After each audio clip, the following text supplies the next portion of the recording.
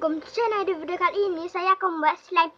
Okey, bahan kita butuhkan adalah mula-mula kita letak hand wash ni, kedua kita letak shampoo clear, ketiga kita letak garam dan kita kocok dia jadi air macam ni, dan keempat kita masukkan lem.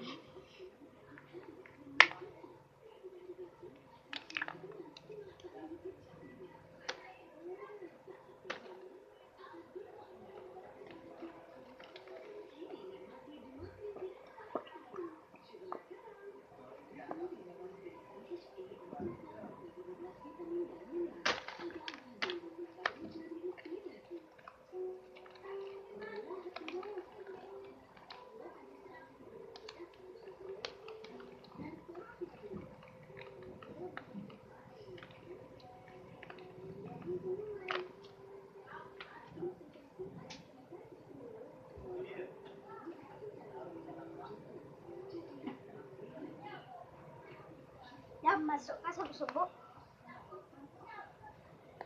Sabuk banyak sikit .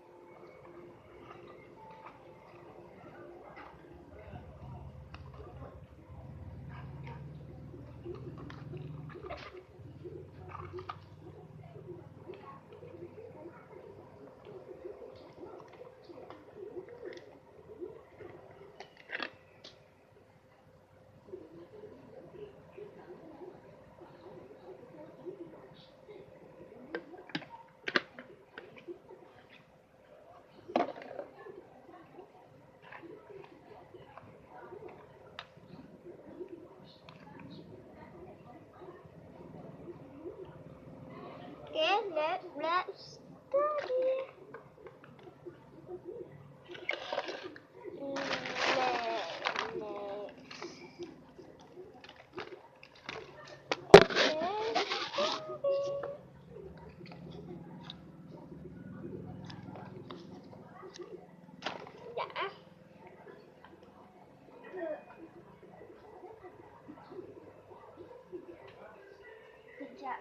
Saya basuhkan slime.